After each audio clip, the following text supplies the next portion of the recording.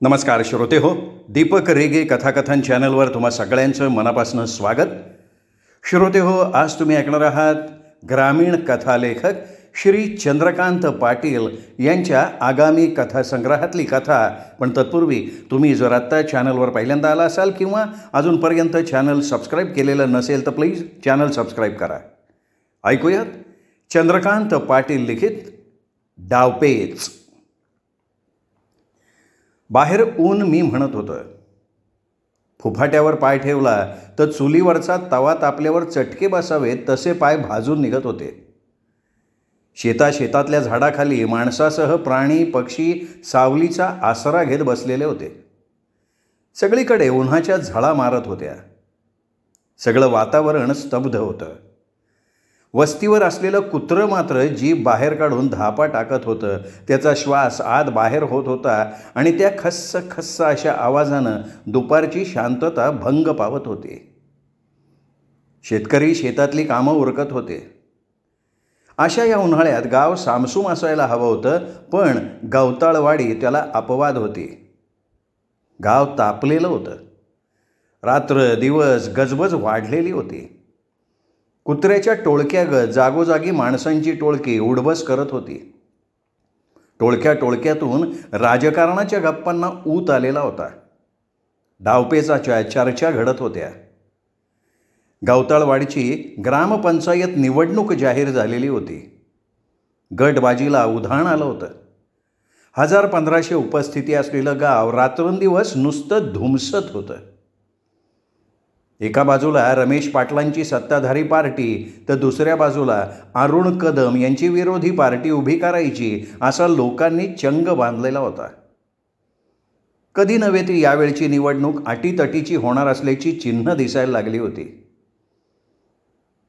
प्रस्थापितांमध्ये राजकीय वारसा असलेली रमेश पाटलाची पार्टी होती तर दुसऱ्या बाजूला अन्यायाविरोधी लढण्यासाठी अरुण कदम आणि त्यांच्या तरुण मंडळानं हात सरसावलेले होते.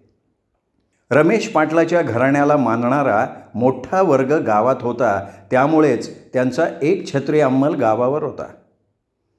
कैलासवासी शामराव आप्पा पाटील म्हणजे रमेश पाटलांचे आजोबा. पारतंत्र्याच्या काळात आंदोलन करण्यात ते सतत अग्रभागी असायचे, म्हणून ते स्वातंत्र्य सैनिक म्हणून गणले गेलेले होते. या आंदोलनाच्या माध्यमातून ते कैलासवासी वसंतदादा पाटील महाराष्ट्राचे माजी मुख्यमंत्री यांच्या संपर्कात आले. पुढे त्यांचा दादांचे निकटवर्ती म्हणून परिसरात दबदबा निर्माण झाला. त्यांच्या घरची परिस्थिती टोलेजंग होती. पुढे त्यांनी गावाच्या विकासासाठी स्वतःला वाहून घेतलं. गवताळवाडीला कृष्णा नदीचं मोठं वरदान लाभलेलं होतं. सह्याद्रीच्या डोंगरावरून अवखळ घोड्यागत धावणाऱ्या नदीनं गवताळवाडीला वळसा घातला होता. ती उत्तरेकडून येऊन पूर्वेकडे वाहती झालेली होती. तरीही धरण उशाला आणि कोरड घाशाला अशी अवस्था गवताळवाडीकरांची होती. नदीच्या काठावर असून गवताळवाडीचा शिवार कोरडा आणि दुष्काळी होता. आपल्या शिवारातून वाहत जाणारं पाणी गावकरी उघड्या डोळ्यांनी बघत होते, पण काही करू शकत नव्हते. गावातले शेतकरी पावसाच्या पाण्यावर कोरडवाहू शेती करत होते आणि येणाऱ्या तुटपुंज्या पिकावर जीवन गुजरण करत होते. त्यांच्या नशिबी दारिद्र्य 5वीला पुजलेलं होतं. अशा परिस्थितीत महाराष्ट्रात सहकाराचं वारं व्हायला लागलं. ग्रामस्थांना सहकारातून गावाचा कायापालट होऊ शकतो हे निदर्शनाला यायला लागलं आणि त्याचं उत्तम उदाहरण म्हणजे त्याच काळात प्रवरेत कैलासवासी विठ्ठलराव विखे पाटलांनी सहकार तत्वावर साखर कारखाना चालू करून सुरुवात केली आणि दिशा दाखवलेली होती. त्यांची प्रगती बघून कैलासवासी शामराव आप्पांनी पण कैलासवासी वसंतदादांच्या माध्यमातून गावासाठी जलसिंचन योजनेला परवानगी मिळवली आणि इरिगेशनद्वारे नदीचं पाणी उचललं आणि सगळं शिवार ओलिताखाली आणलं. सगळा परिसर हिरवागार झाला. जिथे राक्षसिणी पीठ कांडत होत्या तिथे लक्ष्मी पाणी भरायला लागली. पावसाच्या लहरीपणावर आणि अल्पशा उत्पन्नावर समाधान मानणारं गाव सधन झालं.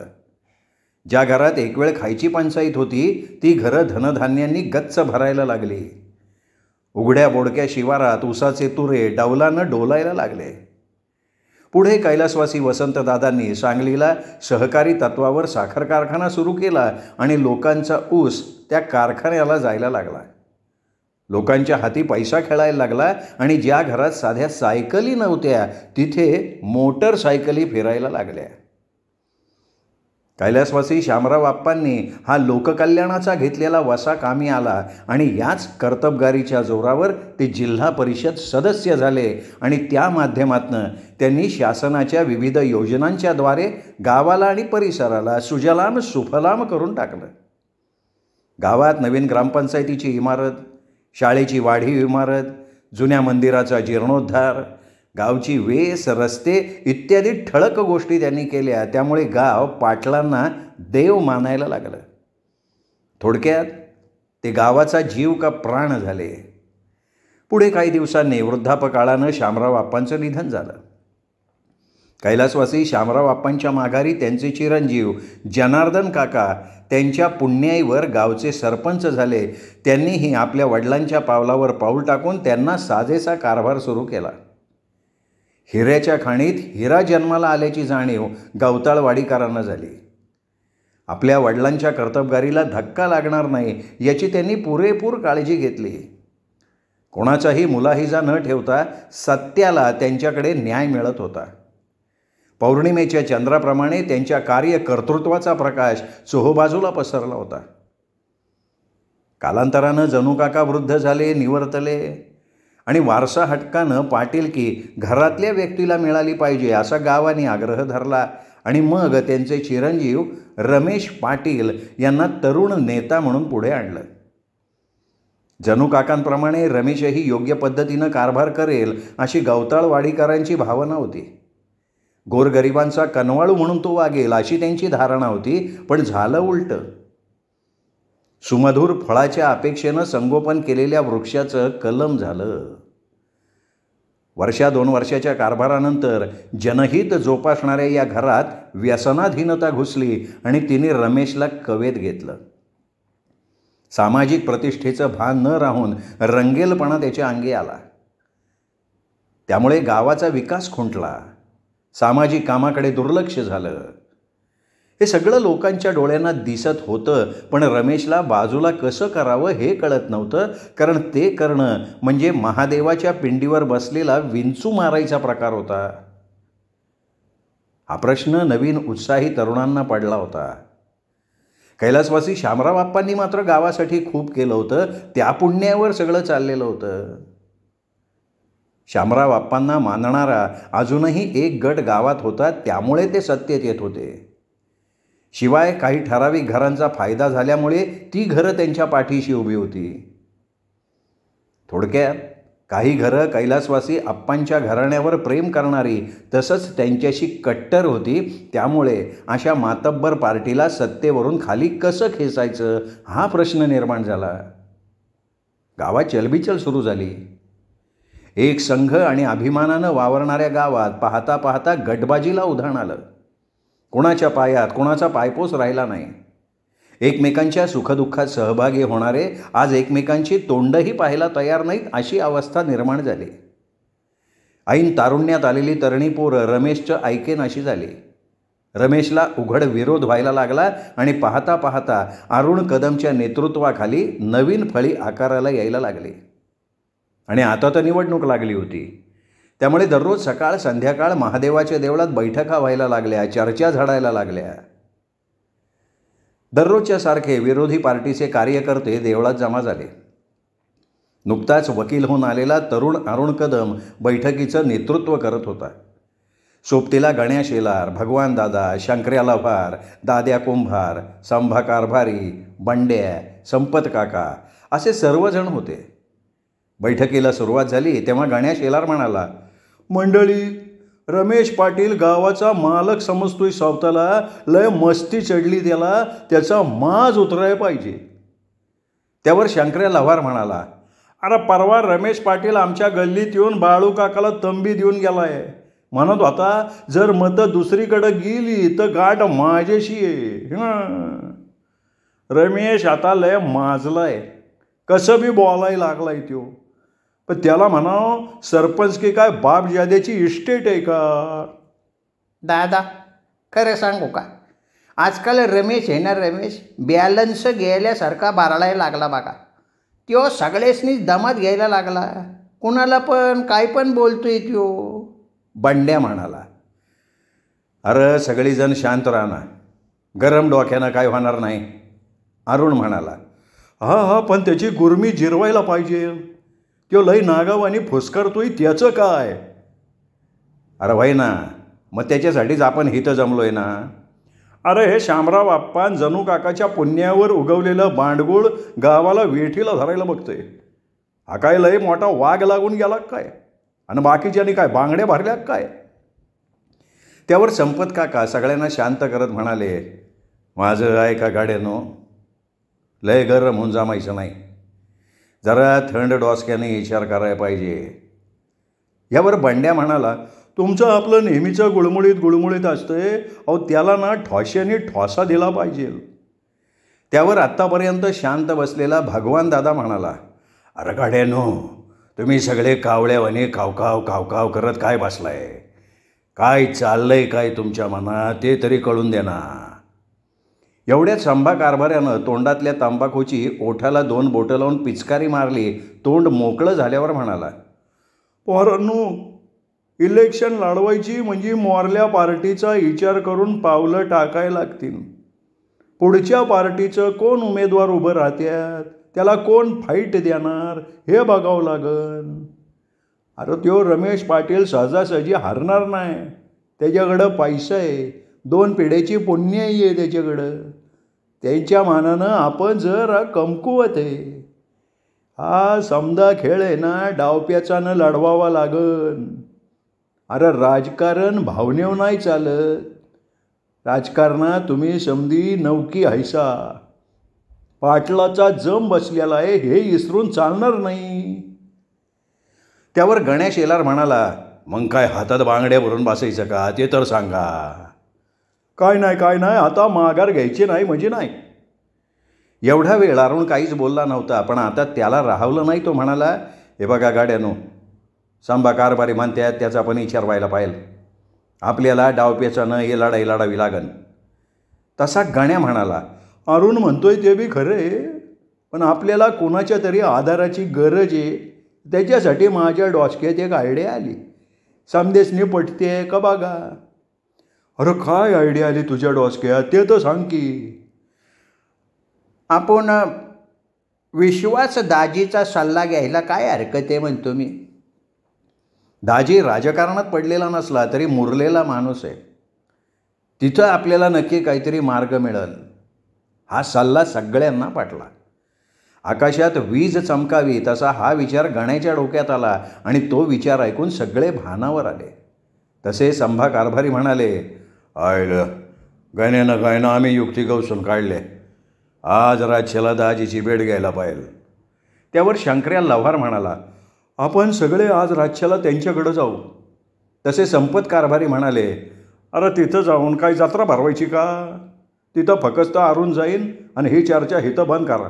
याचा बोवाभाटा होता कामा नये. यातलं बाहेर कुणीही काहीही बोलणार नाही. हां. यावर सगळ्यांचं एकमत झालं. बैठक मोडली आणि जो तो आपापल्या घरी निघून गेला. दाजी तसा पहिल्यापासून जणू काकाचा माणूस. त्यांच्या सगळ्या खोल्या अरुंद्या त्यांना ठावं.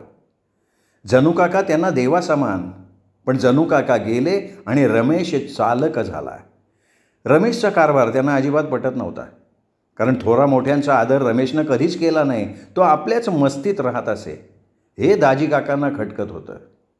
ते एकदा वडिलकीच्या नात्याने त्याला समजून सांगायला गेले तर त्यांनी उडवाउडवीची उत्तरं दिली. दाजींचा अपमानही केला. त्यामुळे दाजी नाराज झाले आणि रमेशला कधीतरी धडा शिकवायला पाहिजे असा विचार करत परत आले. अनेक दिवस दाजी विचार करत होते. संधीची वाट पाहणं आणि शांत राहणं हे शहाणपणाचं लक्षण असतं असं म्हणतात. तसे दाजी संधीची वाट बघत होते. घडणाऱ्या घटनांवर ते बारीक लक्ष ठेवून होते. रात्रीचे 8 वाजले होते. विश्वासदाजी आपल्या घरासमोरच्या ओसरीवर बसलेले होते. चांदण्यांचा आकाशात सडा पडला होता. चंद्राचा दुधाळ प्रकाश झाडाझुडपासहित अवघ्या गावाला न्हाऊ घालत होता. कुठेतरी एखादं कुत्रं दूरवरच्या वस्तीवर भुंकत होतं. रातकिड्यांनी सूर धरला होता. लिंबाच्या झाडावर बसलेल्या कोंबड्या अधूनमधून करकर करत होत्या. त्यांचा इमानी शेरू कुत्रा पायाशी बसला होता. दाजींनी शर्टाच्या लोंबणाऱ्या खिशात आपला हात खुपसला, तंबाखूचा बटवा बाहेर काढला, बंदानं करकचून बांधलेलं बटव्याचं तोंड सोडलं. आधी चुन्याची डबी बाहेर काढली.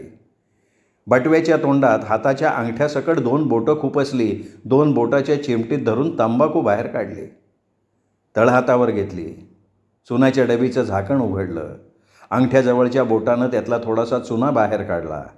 तळहातावरच्या तंबाखूला चुना घोसळला. तळहातावरच त्याच बोटानं तंबाखू मळली आणि डाव्या हातावरच्या तंबाखूवर उजव्या हातानं लेकरू थोपटावं तसं थोपटलं. मग घोळून घोळून तंबाखू उजव्या हातावर घेतली आणि गपकन आ वासून तोंडात फेकली. हात झटकले आणि कुत्रं का भुंकतंय म्हणून त्या दिशेला नजर टाकली तर अंधारात 2 इसम दाजीच्या नजरेला पडले. तोंडातली तंबाखू चगळत त्यांनी अंदाज घेतला. त्या इसमांची चाहूल कुत्र्याला लागलेली होती. शेरू उठला, ओसरीच्या खाली उडी मारली आणि त्या इसमांच्या दिशेनं शेरूनं झेप घेतली. दाजी सावध झाले. त्यांनी तोंडातल्या तंबाखूची पिचकारी मारली. बसल्या जागेवरून उठले, पुढे चालायला लागले. तसा समोरनं आवाज आला, दाजी कुत्र्याला हाक मारा की. आवाज ओळखीचा वाटला तसे दाजी कुत्र्याला म्हणाले, शेरू मागं फिर, इकडे ये चल. आपल्या धन्याची हाक ऐकताच पुढे धावणारा शेरू खुंटीत ठोकल्यागत जागेवर थांबला. त्यांनी एकदा मागे आपल्या मालकाकडे वळून बघितलं. पुन्हा त्या दोघांकडे तोंड करून भुंकत उभा राहिला. तसे दाजी 4-5 पावलं पुढं शेरूजवळ गेले आणि शेरू गप असं म्हणत त्यांच्या पुढे जाऊन उभे राहिले. इमानी कुत्र्यानं आपला धनी आपल्या पुढं उभा राहिलेला बघून शेपटी हलवत आपल्या धन्याच्या उजव्या डाव्या बाजूनी शेपटी हलवत चक्कर मारायला सुरुवात केली आणि पुन्हा ओट्याकडे चालत जाऊन पूर्वी बसला होता तिथे बैठक मारली. तरीही जाग्यावर जाऊन त्याची गुरगुर चालूच होती. हे दोघेही दाजीच्या जवळ आले. हे दुसरे तिसरे कोणी नव्हते, अरुण कदम आणि गण्या होते. जवळ येताच त्या दोघांना घेऊन दाजी ओसरीवर येऊन दाखल झाले. अंतरलेल्या बिछाण्यावर तिघांनी बैठक मारली. दाजींनी घरात आवाज दिला, वत्सला 2 तांबे पाणी भरून आण आणि चहा ठेव बरं. वत्सला 2 तांबे पाण्याचे घेऊन आली. दोघांच्या हातात पाणी दिलं. चहा ठेवायला घरात निघून गेली. तिघेही एकमेकांच्या तोंडाकडे बघत गप्प बसून राहिले. थोडा वेळ कोणी काहीही बोलायला तयार नव्हतं. सगळं कसं शांत. रातकिड्यांची तेवढी किरकिर चालू होती. शेरू आपले समोरचे 2 पाय पुढे पसरून तिघांकडे टक लावून बघत होता. चर्चेला सुरुवात कशी करावी याचा तिघही विचार करत होते. अरुणच्या मनात एक भीती होती. दाजीचे संबंध रमेशच्या घराशी अत्यंत निकटचे. दाजी आपल्याला योग्य सल्ला देतील का? सल्ला राहू द्या, जर त्यांनी विषय काढताच हाकलून दिलं तर? असा एक ना अनेक विचारांचा आज्ञामोहळ त्याच्या डोक्यात भणभणायला लागलं. आपण दाजीकडे येऊन चूक तर केली नाही ना, अशा शंकेची पाल त्याच्या मनात चुकचुकून गेली. पण आता आलोच आहोत तर काहीतरी बोलावं लागणार, पण सुरुवात काय करायची हे त्याला सुचत नव्हतं. अशा स्तब्धतेत बराच वेळ गेला. तेवढ्यात घरातनं चहाचे कप आले. तिघांनीही चहाचे कप हातात घेतले.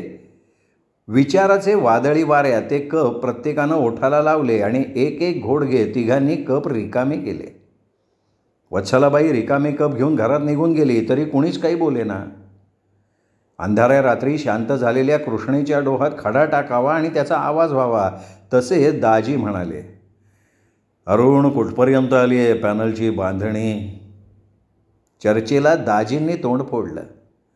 तसा चाचरत अरुण साखर पेरणी करत म्हणाला, दाजी आम्ही राजकारणात नवीन पोर. आम्हाला रस्ता दाखवायला तुमच्यासारखा कसलेला मुरब्बी गाडीवाना हवाय. मुरब्बी गाडीवानाची आम्हाला गरज आहे म्हणून तर आलो आहे तुमचा आशीर्वाद घ्यायला. तसा गण्या म्हणाला, अहो समोर हत्ती आहे हो दाजी. त्यावर दाजी म्हणाले, हे बघा पोरांनो, हत्तीला ताकदीनं नाही तर युक्तीनं चितपट करावं लागतं. निजामाच्या दरबारात प्रचंड ताकदीच्या हत्तीला येसाजी कंकांनी युक्तीनं लोळवलं होतं हे ध्यानात घ्या. दाजीचे हे उद्गार ऐकून अरुणला थोडा धीर आला. आपण दाजीकडे भीतभीत आलो. आता जर दाजीची साथ मिळाली तर काहीतरी मार्ग नक्की सापडेल अशी आशा त्याला वाटायला लागली आणि तो म्हणाला, अहो त्याच्यासाठी तर आम्ही तुमच्याकडं आलोय ना. तर मग दाजी म्हणाले, मग आता मी सांगतोय ना तसं करा. आधी वॉर्डातले मतदानाचे आकडे काढा. यात रमेशला मिळणारे आणि विरोधात जाणारे याचा हिशोब जुळवा आणि मग मधले बांधावरचे किती आहेत याची स्वतंत्र यादी तयार करा. म्हणजे मग मार्ग सापडेल. दाजींचा हा सल्ला घेऊन अरुण आणि गण्या परतीच्या वाटेला लागले आणि दाजी विचारात मग्न झाले. रमेशला हरवणं तेवढं सोपं नव्हतं, कारण त्यांनी कामं केली नसली तरी तो गावावर वचक ठेवून होता.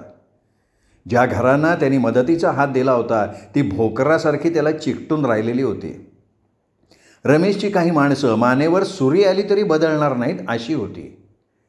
पण काहीही झालं तरी यावेळेला रमेशला धोबी पछाड दिलाच पाहिजे हे दाजींनाही मनोमन वाटत होतं. रमेश अतिशय उर्मट्टपणानं वागत होता. वडीलधारी माणसं त्याला कचऱ्यासमान वाटत होती.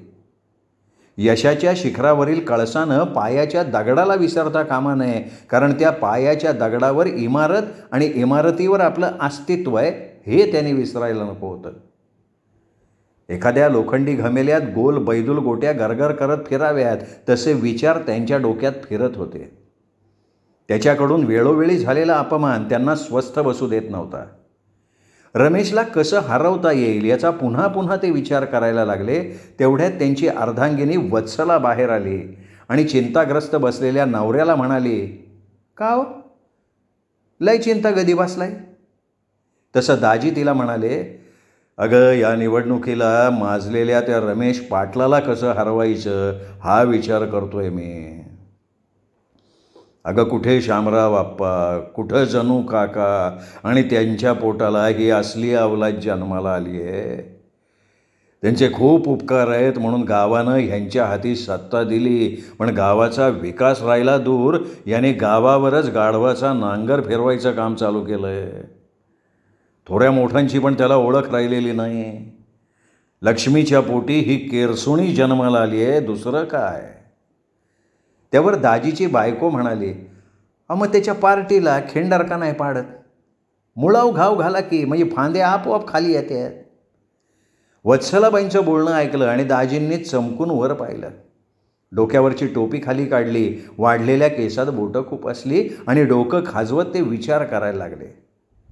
त्यांच्या पार्टीतला असा कोण माणूस आहे ज्याला फोडता येईल याचा ते विचार करायला लागले आणि डोक्यात लख्खकन उजेड पडला. भीमा पैलवान त्यांच्या डोळ्यासमोर आला आणि विचारचक्र सुरू झालं. त्याला फोडता आलं तर आपलं काम फते होईल. रात्री झोपताना भीमा कदम गल्लीचा नेता, रमेशचा निष्ठावंत कार्यकर्ता दाजीच्या डोळ्यासमोर आला. पांढरा नेहरू शर्ट, पांढरी विजार, पैलवान टाईप गडी, मिशीवर हात ठेवून रुबाबदार बोलणं. पण अलीकडं गडी जरा नाराज झाला होता. 6 महिन्यांपूर्वी त्याची बायको कॅन्सरनं वारली होती. पदरात 2 पोरं होती. घरात आई वडील, 5-6 एकर जमीन, दुमजली घर, बाकी सगळं व्यवस्थित होतं. वॉर्ड नंबर 2मध्ये त्याचा मोठा दबदबा होता. त्याला मानणारा एक ग्रुप होता. तो तिथल्या प्रत्येकाच्या अडीअडचणीला धावून जात होता. त्या 2 नंबर वॉर्डमध्ये मुलांवाडा, कदम गल्ली, धनगरवाडा, पाटील गल्ली अशी 500 मतदानाची गोळाबेरीज होती. पैकी कदम गल्ली जर फुटली तर किमान 100-150 मतदान बाहेर पडू शकणार होतं. पण ते सगळं भीमाच्या हातात होतं. पण भीमा रमेश पाटलाचा माणूस, तो फोडायचा कसा? मोठी अवघड गोष्ट होती. तरी पण प्रयत्ने वाळूचे कण रगडिता तेलही गळे ही जुनी म्हण त्यांना आठवली आणि मग त्या दिशेनं त्यांनी विचार करायला सुरुवात केली. भीमा पैलवान अजून तरुणाबांड होता. त्यांनी आपली बायको मेली तरी दुसरं लग्न केलेलं नव्हतं. या गोष्टीचा काही लाभ घेता येईल का या दृष्टीनं त्यांनी विचार करायला सुरुवात केली. तो दुःखी होता. घराची पार रया गेली होती आणि ह्याच गोष्टीवर दाजींनी भीमावर जाळं फेकायचं असं ठरवलं आणि विचार करता करता त्यांना काही दिवसांपूर्वीची घटना आठवली. एका दुपारी शेजारच्या गल्लीतली नानूबाई घराकडे आली होती आणि ती भीमा पैलवानाबद्दल तक्रार सांगत होती. भीमा शेताकडं जाताना आमच्या पोरीकडं बघून मिशा पिळतोय असं सांगत होती. नानूबाईची पोरगी तिचा नवरा अचानक वारल्यामुळे माहेरात आईजवळ येऊन राहत होती. ती दिसायला काळी सावळी पण नाकी डोळी छान होती. लग्न होऊन वर्षभरातच मोटरसायकल ॲक्सिडेंटमध्ये तिचा नवरा गेल्यानं तिच्यावर ही पाळी आली होती. उभं आयुष्य कसं काढायचं हा प्रश्न तिच्यासमोर निर्माण झाला होता. नानूबाई त्याच चिंतेत जीवन कंठीत होती. आपण स्वतः विधवेचं जीणं जगलोय, काय काय संकटं आपल्या वाट्याला आली आणि कसं कसं आपण दिवस काढले हे तिला आठवत होतं. अशी पाळी कुणावरही येऊ नये असं तिला वाटत होतं. पण दुर्दैवानं नेमका तोच प्रसंग तिच्या मुलीच्या वाट्याला आला होता. म्हणून ती कळकळत होती, रात्रंदिवस काळजी करत होती. रात झाली की अंधार तिला खायला उठत होता. रात्रातभर तिला झोप लागत नव्हती. अशी ही नामू भीम्याबद्दल सांगत होती ते त्यांना आठवलं. दाजींनी त्यावेळी ते शांतपणे ऐकूनही घेतलं होतं. वेळ आल्यावर बघू म्हणून दाजींनी तो विषय पेंडिंगला ठेवला होता. आज दाजींना ही आयती संधी मिळाली होती. मग त्यांनी दुसऱ्या दिवशी नानूबाईचं घर गाठलं. दुसऱ्या दिवशी सहज नानूबाईच्या दारापुढून चक्कर टाकली तर नानू सकाळी सकाळी ओट्यावर झाडलोट करत होती. नानूची पोरगी शाली घरात स्वयंपाक करत होती. नानूबाईला बघून दाजी म्हणाले, काय काय चाललंय काय? तशी नानू म्हणाली, हो काय चालणार, नेहमीचं चाललंय. हो दाजी घरात ये की चहा घेऊन जावा. उगीचंच घाई असल्यागत दाजी म्हणाले, नाही नाही जरा घाईत आहे पुन्हा येईन.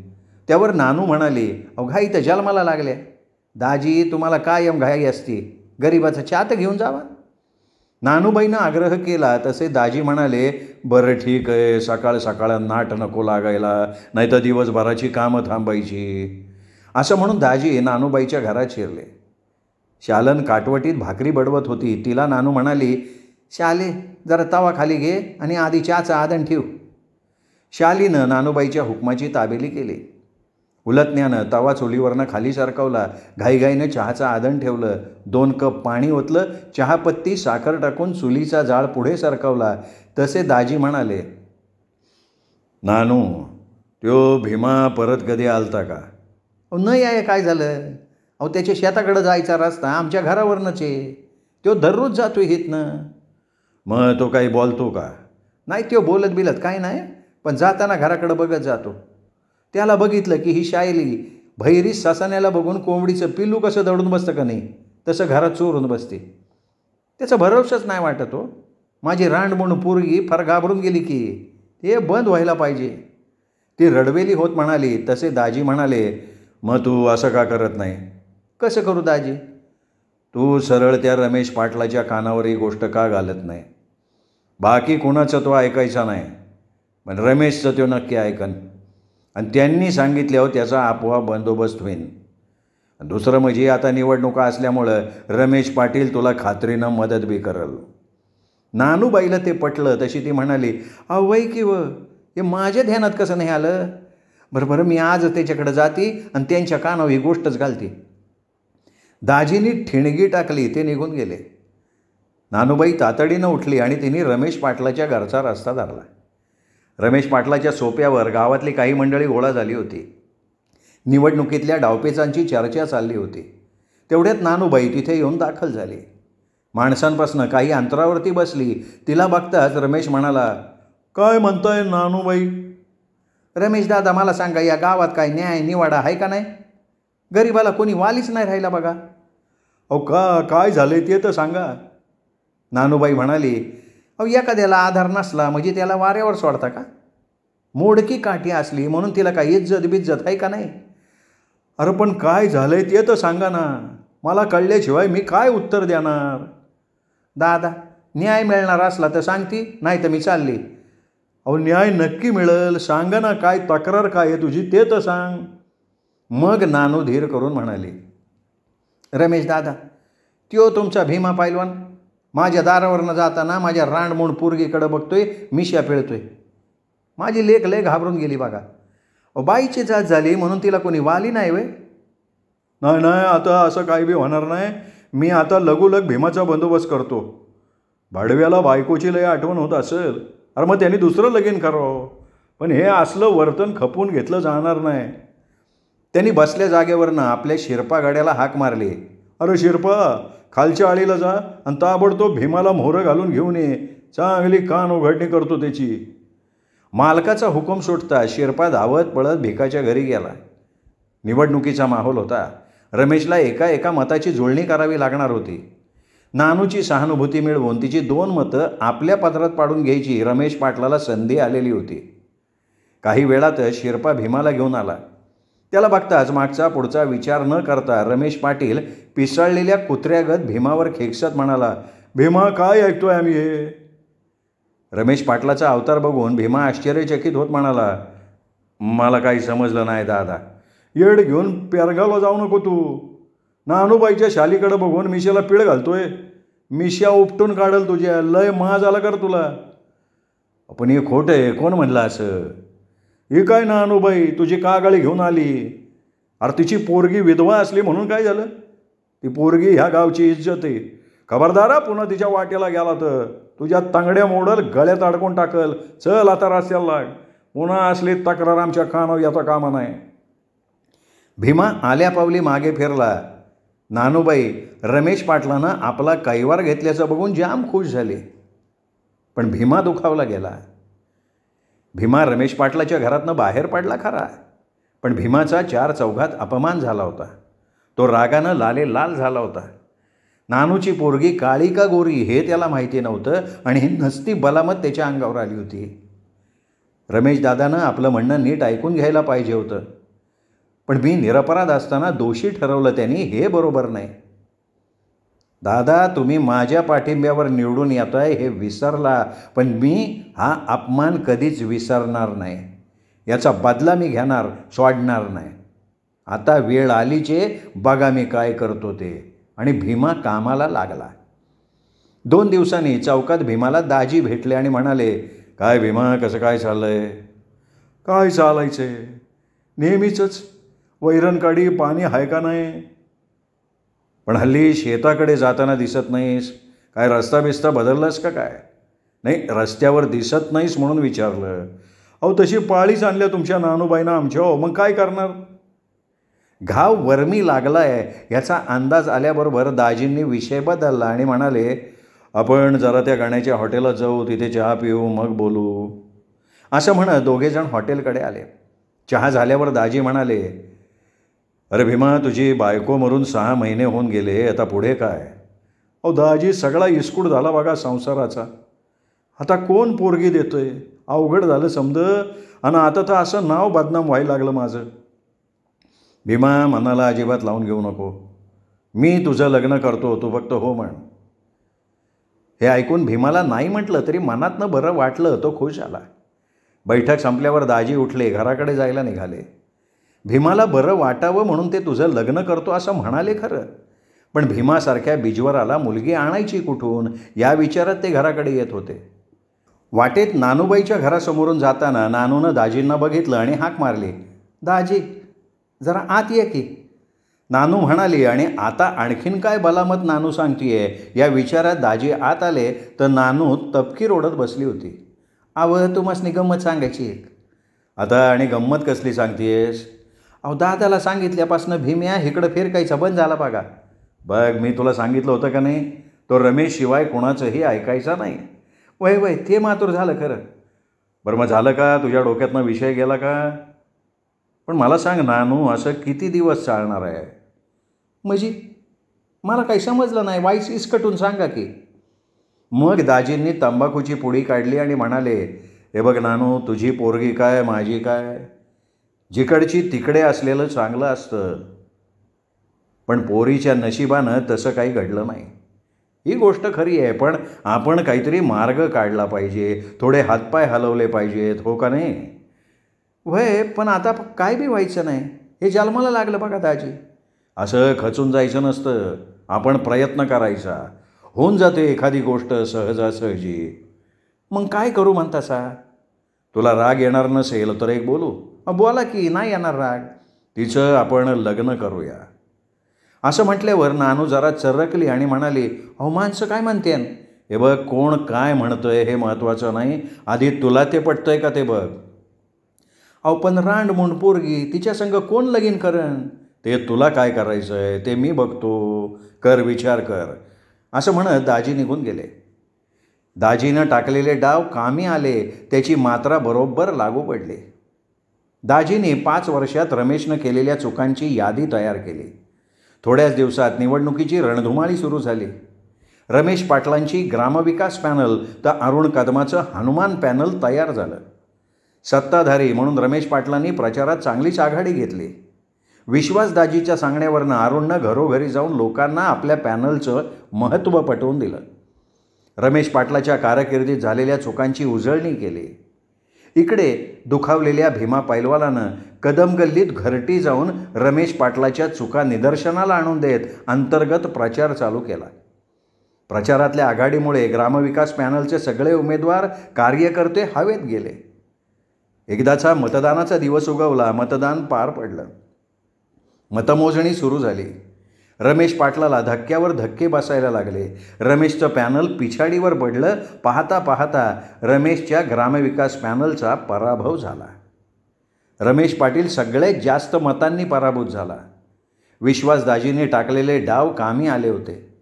अरुण कदमच्या गोटात गुलालाची उधळण सुरू झाली तशी ग्रामविकास पॅनलच्या उमेदवारासहित पाठीराख्यांनी तिथनं काढता पाय घेतला. थोड्याच दिवसात सरपंचपदाची निवड झाली. अपेक्षेप्रमाणे अरुण कदम यांच्या गळ्यात सरपंचपदाची माळ पडली आणि विश्वासदाजीनं भीमा पैलवानाचं घर गाठलं. ख्याली खुशालीची चर्चा करून घरात बायकोचं महत्त्व त्याला पटवून दिलं. भीमा म्हणाला, अहो पण दाजी, माझ्यासारख्या बिजवराला कोण पोरगी देणार? अरे एखादी तशीच पाहिली मी तर. अहो पण अशी प्रथा आमच्या घराण्यात नाही ना, आणि बिजवराला समजून उंजून कोण पोरगी देईन? भीमा, जमाना बदलला आहे. परिस्थितीला सामोरं जायचं असेल तर काही कटू निर्णय घ्यावे लागतात.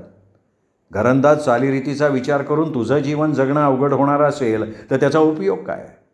हे असले बुरसटले विचार झटकून टाकायला पाहिजेत लेकरा. बाळाची आबाळ होऊ नये असं तुला वाटत असेल तर आपण पुनर्विवाहाचा विचार करायलाच हवा. हळूहळू ते भीमाला पटायला लागलं. तसं भीमा म्हणाला, ठीक आहे दाजी, पण अशी भेटन कोण? त्यावर विश्वासदाजी म्हणाले, एक आहे माझ्या नजरेसमोर, पण तुझा होकार असेल तर मी नाव सांगतो. अहो पण मला नाव तर कळू द्या ना दाजी. नानूबाईची शालन. 2 वर्षांपूर्वी तिचा नवरा मेला. ती तरुण आहे, तिलाही गरज आहे, तुलाही गरज आहे, दोघेही गरजू आहात. नानूबाईचं नाव ऐकताच शांत बसलेल्या डुकरानं उसळी मारावी तशी भीमानं उसळी मारली आणि मोठ्यानं गरजला, अजिबात जमणार नाही. त्या थिरडीमुळं माझा एवढा अपमान झाला. माझ्या मनात काही नव्हतं तरी पण माझ्यावर निरर्थक आरोप केले. माझी बदनामी झाली तिच्यामुळं. विश्वासदाजींना हे अपेक्षित होतं, पण त्याला शांत करत ते म्हणाले, भीमा, एवढं मनाला लावून घ्यायचं नसतं. आता त्या नानूबाईला सुद्धा त्याचा पश्चात्ताप होतोय. कोणीतरी दुसऱ्यांनी तिच्या मनात तुझ्याबद्दल विष कालवलेलं होतं. झालं गेलं विसर, भविष्याचा विचार कर. हो नाही करता करता अखेर भीमा तयार झाला. तसं दाजींनी नानूबाईच्या घराचा रस्ता धरला. नानूबाईंनी सुद्धा भीमासारखे आडेवेडे घेतले. भीमा, तसा नाही आहे, तुझा काहीतरी गैरसमज झाला.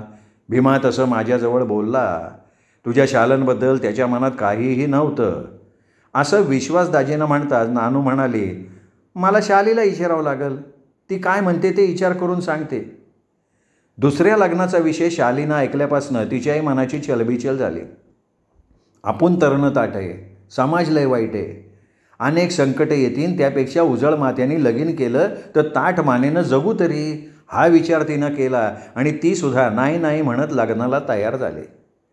एक दिवस रमेश पाटील झालेल्या पराभवाचं चिंतन करत व्हरांड्यातल्या झोपाळ्यावर झोके घेत असताना अचानक ग्रामपंचायतीचा शिपाई वाड्यात आला आणि म्हणाला, पाटील, आपल्याला सरपंचाने लग्नाचं निमंत्रण दिलं आहे. 12 वाजता खालच्या मंदिरात बोलिवलं आहे. कुणाचं लग्न आहे हे रमेश पाटलांनी विचारण्याच्या अगोदर शिपाई तिथनं निघून गेला होता. शेवटी रमेश पाटील विचार करत लग्नासाठी खालच्या मंदिरात पोचला आणि त्याच्या डोळ्यांवर विश्वास बसेना त्याचा. ज्या नानूबाईच्या शालीबाबत भीमाला आपण नाही ते बोललो, त्याच शालीचं आणि भीमा पैलवानाचं लग्न लागत होतं. दरवाज्यातूनच रमेश पाटलांनी अक्षदा टाकून दिल्या आणि मनातल्या मनात मांडे खात घरचा रस्ता पकडला. श्रोते हो, ही होती चंद्रकांत पाटील यांची कथा. कथा कशी वाटली ही कमेंटमध्ये जरूर लिहून कळवा. ही कथा मित्रपरिवारात, नातेवाईकात शेअर करायला काहीच हरकत नाही. डावपेच ही कथा चंद्रकांत पाटील याची आत्ताच तुम्ही ऐकलीत. पुन्हा भेटूयात अशाच उत्तम कथेसह. तोपर्यंत नमस्कार मित्रो.